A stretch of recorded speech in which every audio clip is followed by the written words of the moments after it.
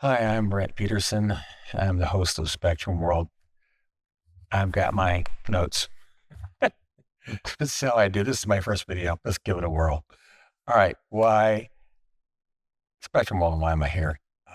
First, I want to start by saying who I'm trying to talk to. Okay. I am speaking to parents and caregivers who are caring for adults on the autistic spectrum or who have another developmental disability. But I'm also especially talking to the caregivers and parents that are burnt out, overwhelmed, and feel invisible. Okay. There's a lot of conversation in this world about children with special needs and developmental disabilities, and a lot about adolescents. There's not a lot about adults on the spectrum, and there's even less talked about for the caregiver. Okay. So if you're exhausted, discouraged, wondering how long you can keep this up, then that's what this challenge is for. Now, today I want to talk about something I call the adulthood cliff. Now, many of us, well, frankly, all of us, right? You're going to reach a point in time where the child that you're caring for ages out of the school system. This could be 21, 22 years of age, right? Now, we're preparing for this day, right? We meet with teachers and we have IEP meetings and curriculum is adjusted and things like that to prepare for your child for this transition out of the school system and into adult services. But we're not ready. School ends, feels like the rug's been pulled out from underneath us. The structure disappears. This is like falling off a cliff. Okay. So, now we have expectations, right? Here's the deal, right? We have expectations because I don't know, 15, 16 years, you got used to having that support system in place. There was there was a school your child went to. There were teachers and aides and OT and PT and nutritionists and nurses and everything else, right? That's all there in one place and coordinated, right? And it's only natural to assume that when you switch to adult services, that there's going to be something there, something that resembles care, there's some structure. Well,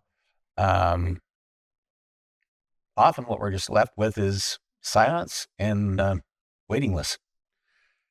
And it's not because the system is the people are cruel or anything like that. It's just that it's the way we've designed the system. Okay. Let's just simply talk about that for a second. What are we talking about? School is mandatory. Okay. Your child attended school. Okay. All the way through 21, 22, because they were legally entitled to that schooling. Okay. We have IDEA. All right. And FAPE, Individual Education Disability Act, FAPE, a fair and appropriate education. We have there's a legal structure in place that demands that your child receive services. Okay.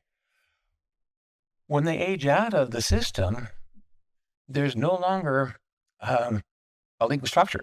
It's no longer entitlements. Now your child has to be eligible to receive or to take part in certain services. Okay. Funding mechanisms are different. Programs are more fragmented, and there's no centralization at all. Okay. So you become the planner at this point in time, right? Now, while you've always been the advocate, now you're might be the only really true advocate. Okay. You're the one who gets to coordinate the schedules. You're the one who gets to make sure that everything and all the health and all the, uh, all the little particulars so that your child is living and having and thriving and doing well. It's on you. Okay. Um, but you're doing these things while you yourself are aging, and the aches and pains are getting more significant, and it's getting a little harder to wake up in the morning, is it not? Okay. I'm 66. I feel it. I don't know where you are, and you could be in your 50s, but you could be in your 70s or 80s and be dealing with this as well. Um, so now this particular time is very important. This adult cliff, right? Because it's a transition period between public to adult services, right? It's important because those first 2 years or a few years after you get out, um, they can shape what goes forward. Okay. Let me see if I can explain this. Um, when you're in school, you get used to you psychologically you get used to a system in place, right? And that's gone. Okay. So now you're kind of forced to quickly adapt. Okay. And you're making decisions out of desperation. You're choosing to say, well, this will do for now.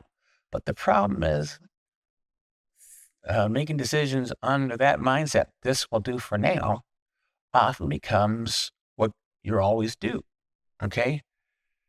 You're going to establish new habits and new routines. And with every passing day, they're going to get rarefied, right? They're going to get more set and concrete.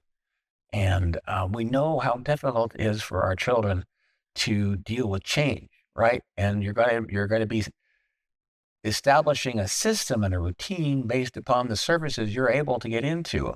And you might be on waiting lists for months or years trying to get your child into the program that you feel is most appropriate for him or her, right? Um, so it's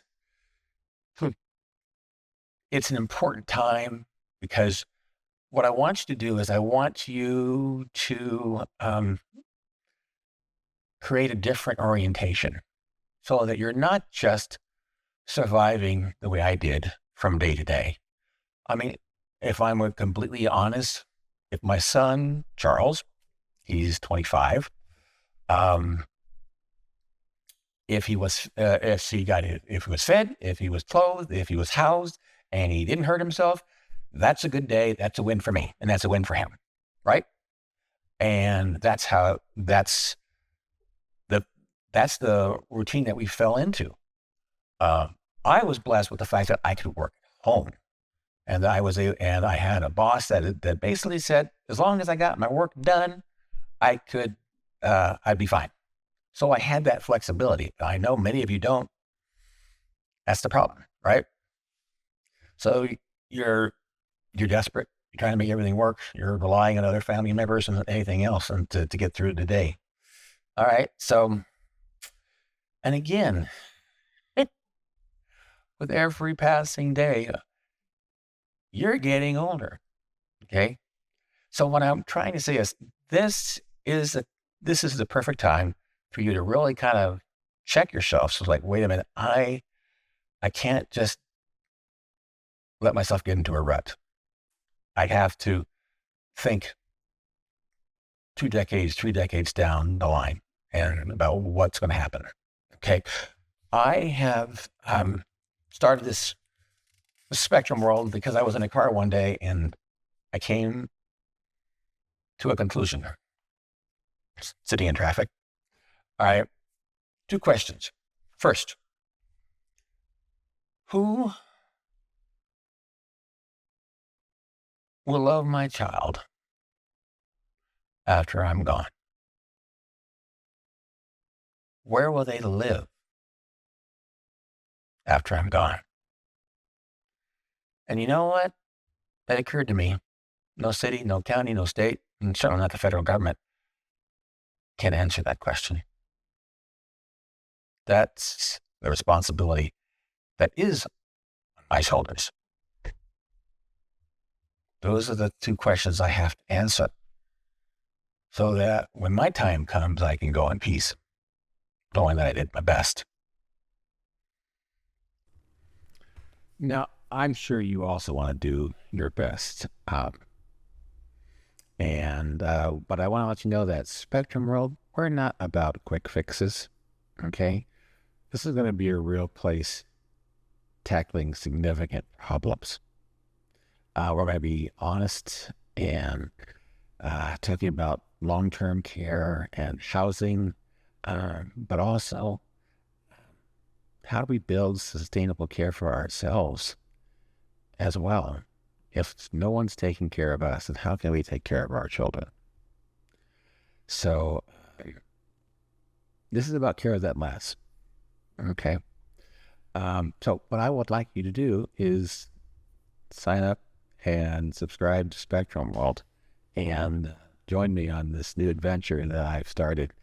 If you go into the notes, you'll find that I also have started a monthly newsletter. So these two are going to go hand in hand. And there's a couple more components that I'm putting together as the group grows. But this is, I think this is something that's needed. And if you feel like me, you just want to be seen. Just want someone else to go on the journey with you. So join me. Let's do this together. Okay. I look forward to seeing you next time. Thanks.